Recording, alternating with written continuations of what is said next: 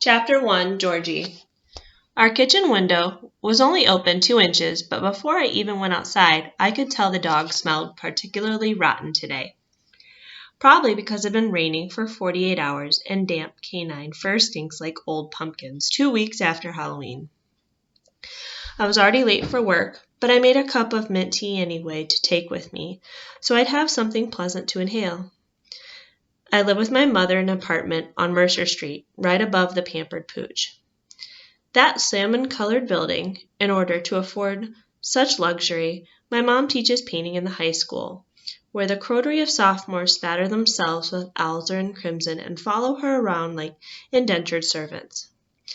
Now you think you know all about me. This much is true. We're part of the 10% of people in Scrub Harbor who don't live in a house they own. We're not related to anybody else in the town, which puts us in an even smaller minority, and guarantees that we'll never find a decent place to live. And yes, our front lawn is a minefield of poop. You probably think anybody who lives over a pink puppy parlor must be a traumatically scarred individual. How can she ask her friends to come home with her after school? How can she give directions to her new boyfriend? How can she stand the pity in the eyes of her classmates?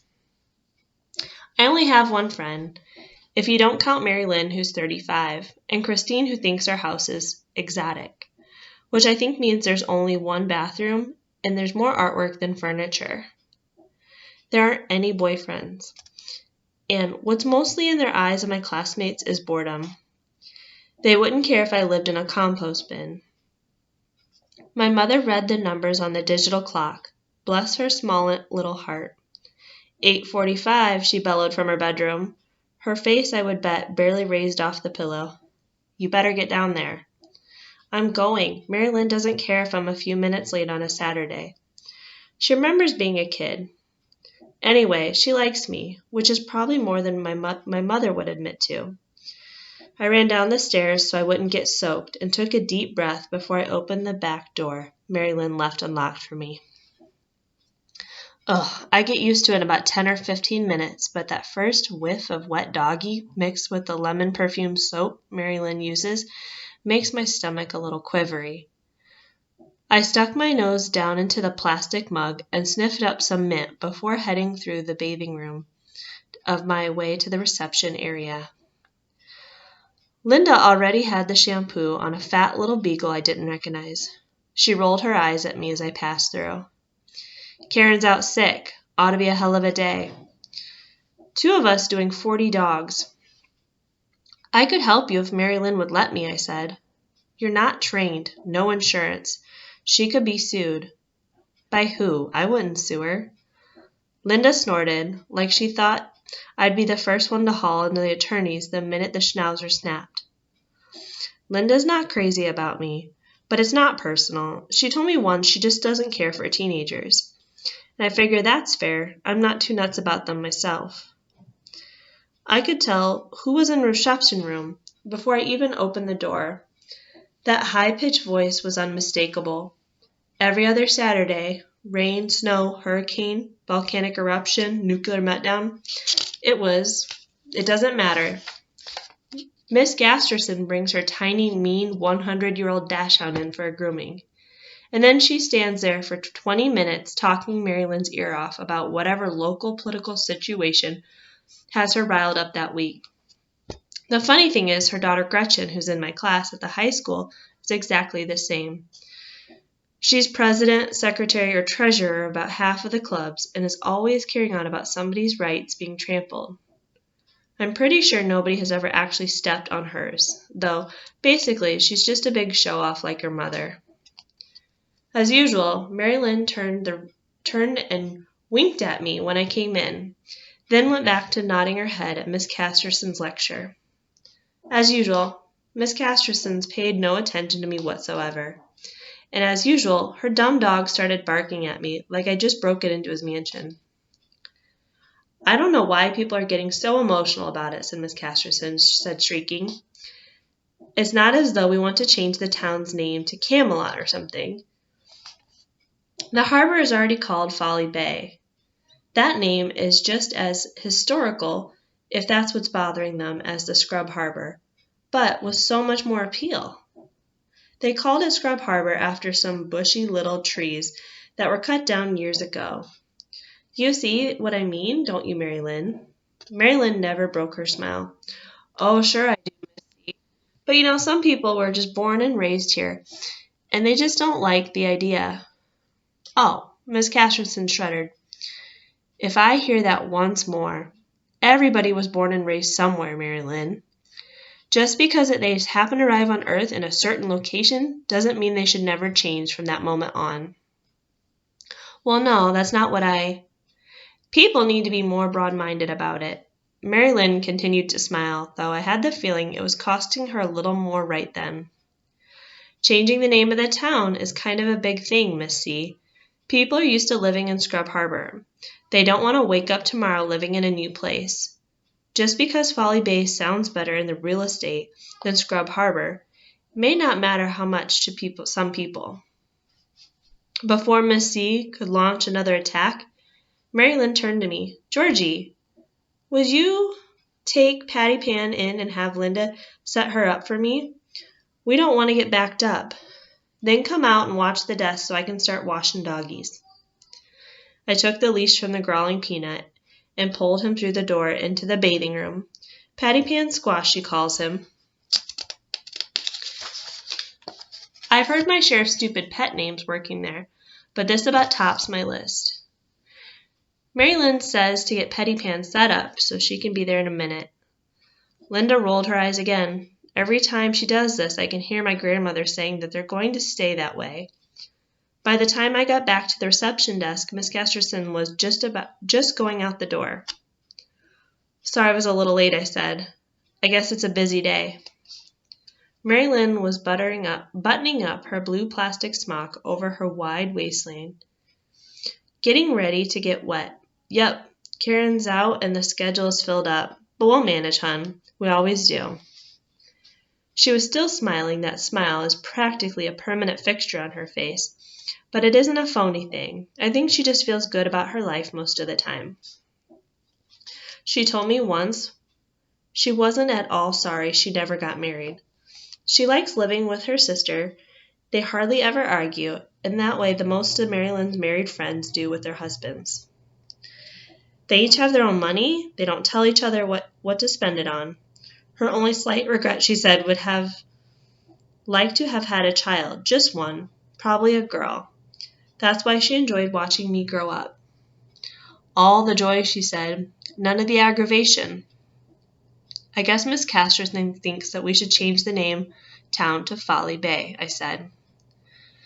Lots of the newer people like that idea. I don't know. Why go through all the bother is the way I feel. Everybody will just have to get a new stationery. New business cards. She shook her head. Kind of a waste.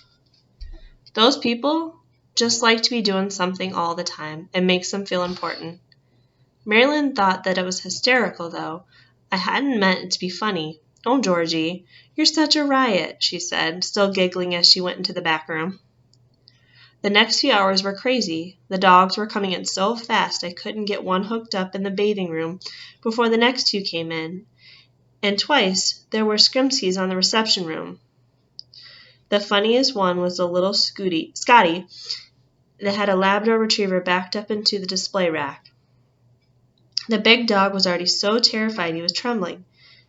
And then a can of flea powder fell and cracked him on the head and launched the floor so fast that the owner practically fell onto her knees. You have to laugh at these dogs, but also sometimes I feel sorry for them. Some of them get so scared you have to drag and carry them into the bathing room. They look at you like you're about to drink their blood or something. You want to say, don't you remember what happens here? It's not that bad. A little water, some hot air, clip the nails, and then a brush. You like that part, remember? But of course they don't remember. It's like yesterday never happened. All they know is now.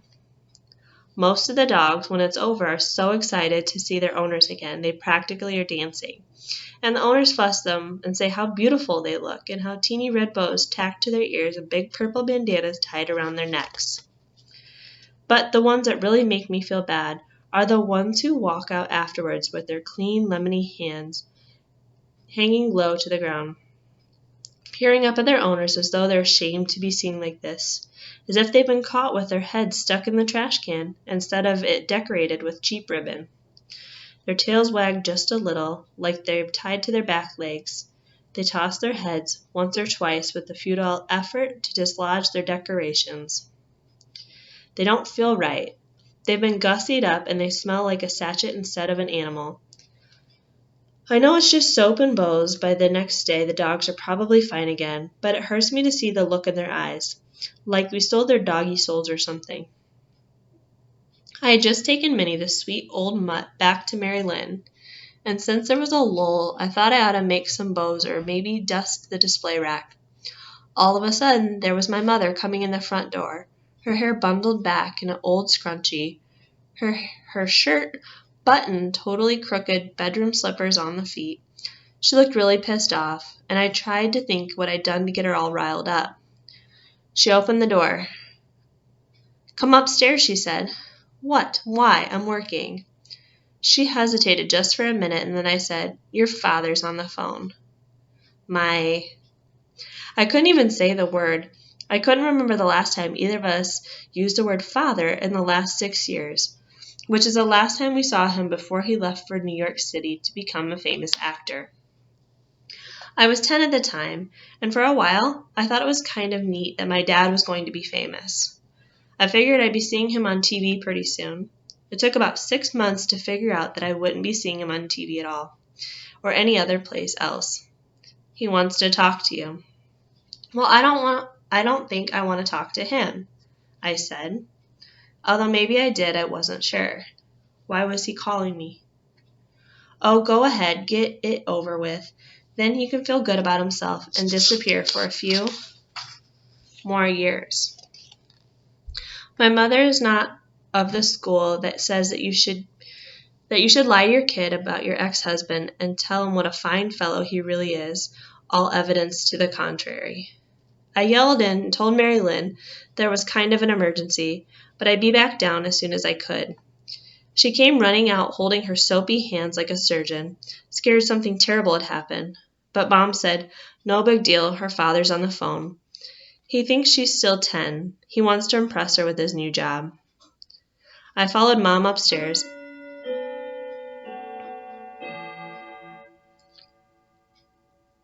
and looked at the phone receiver lying there waiting for me. "What kind of job?" I asked Mom. "Don't ask me, talk to him." She walked into the living room, sat on the couch, and picked up a magazine she probably already read. "Hello?" I had halfway decided that this was all a joke in some kind of way, anyway. "Georgie? Hi, it's Dad. How are you?" "Dad?" I said. It sounded like him, like I remembered. I wished I had a picture of him, though, because I was having a hard time remembering exactly what he looked like. "Yeah, it's me. Surprise? So how are you?" "Okay. I'm 16. I don't know why I said. Maybe it's because Mom had said he thought I was still 10. "You are? You're 16 already. Jesus, can you drive?" "Yeah, but I don't have my license yet. I'd been arguing with Mom for weeks to take me to get it, but she was in no hurry." I wasn't going to complain about it to him, though. Why did he care? "I know you must think I'm a terrible jerk for not keeping in touch better than I have." He waited a minute, like he thought I was going to dispute his jerkiness. "The thing is, I'm back and forth between the coasts all the time, picking up one job or another. You know how it is for an actor." "Sure, those actors, no time for phone calls." Anyway, I finally caught a break on the business. I got a TV pilot, and they're really hot on it. NBC is already on the bankroll it, and as we speak. So I'll be moving to LA permanently. I think I've got a place already. It's really big. Eduardo Silver used to live there. From that show, Guys You Love or Hate. I was a mute. Anyway, this is a reoccurring role I've got. I'm not the star or anything, but it's on almost every week, and that could turn into something big, you know. So the pay is not shabby at all. What's the name of the show? I couldn't think of what I was supposed to say.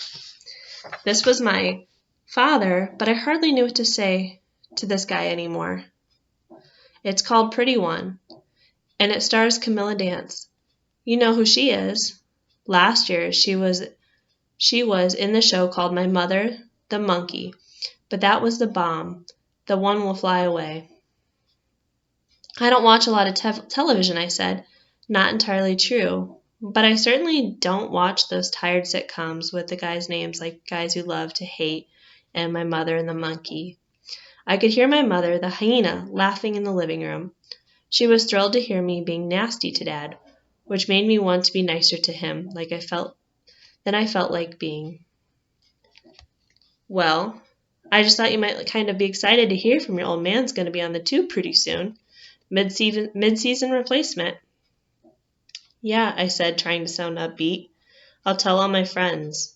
That'll make me 30 seconds. So, he said. Then he stopped, like he'd gotten sidetracked. Yeah? I was thinking. This is out of left field, I guess, but you could if you wanted to. You could live out here with me for a while. You know, move to LA. I mean, now that I'm thinking about it, I remember that one of those assistant directors on the show lives near me in the canyon, and he was saying that the high school out here is pretty good. His kid's on the debate team or something. Debate team? Moved to LA? Was he making all this up on the spot? Since I wasn't talking, he kept filling the air with space. You don't have to decide right away. I just meant it was something you might want to think about. I mean, Jesus, your mother says you're still living over the dog place. Which isn't her fault. I'm not saying that. But still, you could be living out here with the stars. Stars. This little laugh shot out. I couldn't help it.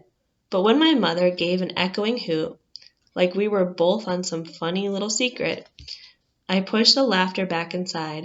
The guy was offering me a Hollywood hideaway, which was weird, but probably a lot less aromatic than the life of the canine corpse. So, what if I hardly remembered what he looked like? Sure, it all seemed pretty strange, but wasn't I always saying I was sick of Scrub Harbor? Sick of having no money, and a mother who managed to squelch her PMS mentality for everybody but me? Here was a chance to escape, even if it did mean living with a bunch of third-rate actors. I hardly know you anymore, Georgie, old Dad was saying. It might be fun to get reacquainted. We could go places together. Disneyland, SeaWorld, or I guess 16 is a little old for that, but I could buy you a car. Really, a car. Now he had my attention. My mother's too. I glanced around at the time to see that knowing little smile melt right into her lap. Sure, I'll be making some dough. This place I'm renting has a swimming pool too, by the way, and jacuzzi. Everybody in LA has a jacuzzi. Great, I said. I love jacuzzis, like I'd never been in one. So you want me just to move out there? When I heard the magazine slap down on the table behind me, I knew I hit the jackpot with the last question. Mom would be just about postal by now. He didn't say anything right away. Really? You want to come? Sure, why not? Should I fly out or what? Well, this is great, kiddo. It really is, of course. I'm not ready just for you yet. I'm still in New York this weekend tying up a few ends, and your school year is probably just getting going there, isn't it? How about maybe Christmas time or something? Then you could see how it is and see if you like it. And if all works out, you could start school in January, when the weather's back east is crappy anyway. I laughed, but I sounded like something gluey stuck in my throat, like a big dumpling from Wu-Tan's in the mall. I couldn't imagine having Christmas in Los Angeles with the weather still warm and all, Santa in a Speedo. You probably ought to talk to your mom about this, too. I didn't get a chance to mention it to her. I don't know if she'll be too crazy about it. I suspected we both knew just how crazy she'd be. But I'm really glad you want to come out here and live with me, Georgie. I've missed you. All these years. I repeated. We'll have a lot of fun, he promised. Okay. I'll call you again next weekend and we'll make some plans. Bye, I said. Bye, doll. See you soon. I clanked the receiver down before he could and headed for the stairs. I've got to get back to Mary Lynn's. We're really busy today. Mom didn't say anything. She was sitting with her back to me, massaging her sinuses with her fingers. Why would she care? There's half a dozen high school girls she likes more than me. I ran down the stairs back to Doggyland.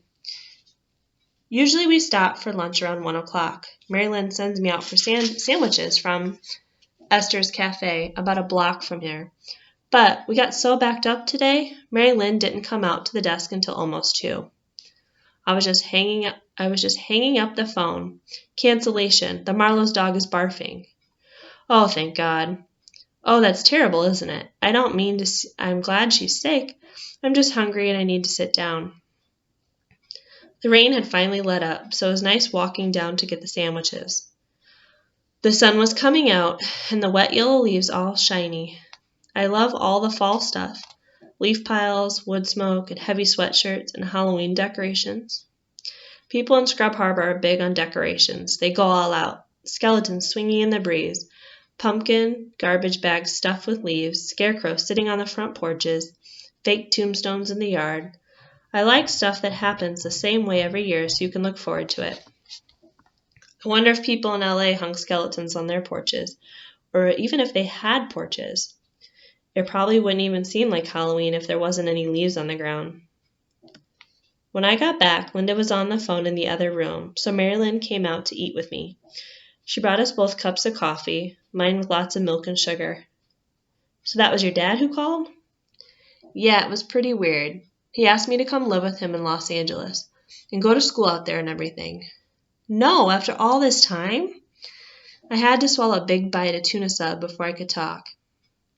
Yeah, he's got a TV pilot. He's got a lot of nerve is what he's got. Mary Lynn blew on her coffee. She remembers my dad from when he lived here with us. I nodded and I said I might go, but now I don't know. Mary Lynn's mouth fell open.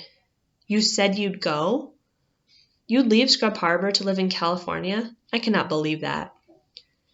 He lives in a house Eduardo Silver used to live in. Big deal, I've never heard of him, Mary Lynn said. I thought you liked it here. I thought you were a pretty happy girl. I shrugged. You know, not all the time. Nobody is all the time, Sir Georgie. We just chewed for a few minutes then and looked out the window. Your poor mother, Mary Lynn said finally. That made me laugh. Why is she poor? She shook her head. I know it's none of my business, but how come all of a sudden that father of yours calls up? Where's he been for 6 years? All of a sudden he decides he wants you and go running off. I know you should keep my mouth shut, but it isn't right. I'm sorry. Mary Lynn looked like she was ready to cry. I didn't know what to say, but she got up anyway and went back inside. And then the pooch parade started up again, and I tried not to think about how Mary Lynn was more upset about the whole thing than my own mother. It was 4 o'clock before Miss Casterton came back for Patty Pan Squash, who peed all over the floor the minute he saw her. I went for the mop bucket, and by the time I got back, Miss C. and had Mary Lynn cornered and was waving a piece of paper in her face. I'm not going to ask you to sign it, Mary Lynn. You could just tack it up so other people could sign it. I'm asking all the merchants. What is it? I asked. It's a petition, Mary Lynn said, about changing the town's name. I wrung up the mop through the squeezer. I like the name Scrub Harbor, I said. What's wrong with it?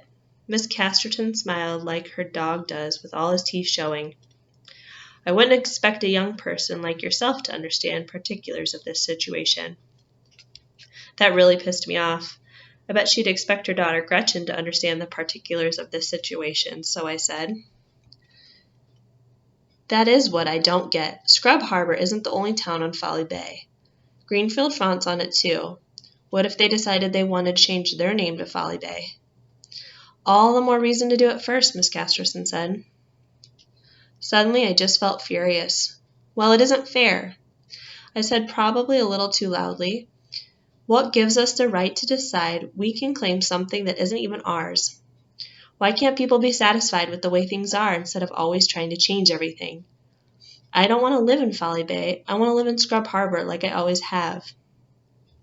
I could feel my eyes getting bulgy. God, I was about to start bawling in front of Patty Pan's mother.